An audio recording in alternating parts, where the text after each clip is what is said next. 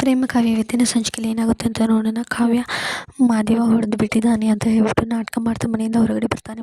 ಹೊರಗಡೆ ಬಂದ ತಕ್ಷಣ ಪೊಲೀಸಿಗೆ ಕಾಲ್ ಮಾಡಿ ಅವ್ರ ಮನೆಯಲ್ಲೇ ಇರು, ನಾನು ಅಲ್ಲಿಗೆ ಬರ್ತೀನಿ ಅಂತ ಪೊಲೀಸ್ಗೆ ಕಾಲ್ ಮಾಡಿ ಇರ್ತಾಳೆ ಕಾವ್ಯ. ಹಾಗೆ ಅವ್ರ ಮನೆಗೆ ಹೋಗ್ತಾಳೆ. ಮನೆಗೆ ಹೋಗಿ ಮಾತಾಡ್ತಾರೆ.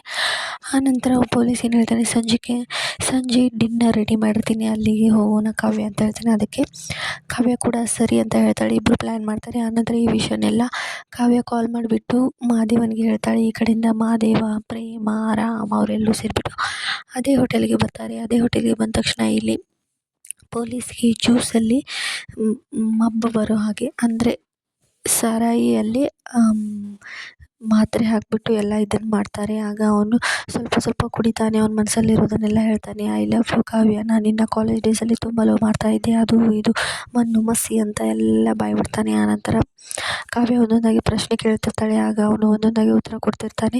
ನಾನು ಮಾದೇವನ್ನ ಬೇಕಂತಲೇ ಇದರಲ್ಲಿ ಸಿಕ್ಕಾಕ್ಸಿದ್ದು, ಯಾಕೆ ಹೀಗೆ ಮಾಡಿದೆ ಅಂತ ಕಾವ್ಯ ಕೇಳ್ತಾಳೆ. ಅದಕ್ಕೆ ಅವನು, ನಿಮ್ಮ ಮನೆಯವರು ಕೂಡ ಇದರಲ್ಲಿ ಹೆಲ್ಪ್ ಮಾಡಿದ್ದಾರೆ, ಹಾಗೆ ಅವನು ನಿನ್ನನ್ನು ಮದುವೆಯಾಗಿದ್ದು ನನಗೆ ಇಷ್ಟ ಇಲ್ಲ, ಅದಕ್ಕಾಗಿ ಇಷ್ಟೆಲ್ಲ ಮಾಡಿದ್ದೀನಿ ಅಂತ ಪೊಲೀಸ್ ಹೇಳ್ತಾನೆ. ಇಷ್ಟ ಆಗುತ್ತೆ ಇವತ್ತಿನ ಎಪಿಸೋಡಲ್ಲಿ. ನೆಕ್ಸ್ಟ್ ಎಪಿಸೋಡ್ಗಾಗಿ ಸಬ್ಸ್ಕ್ರೈಬ್ ಮಾಡಿ. ಹಾಗೆ ಇದನ್ನೆಲ್ಲ ಮಾತಾಡೋದನ್ನು ಪ್ರೇಮ ರೆಕಾರ್ಡ್ ಮಾಡ್ತಿರ್ತಾಳೆ.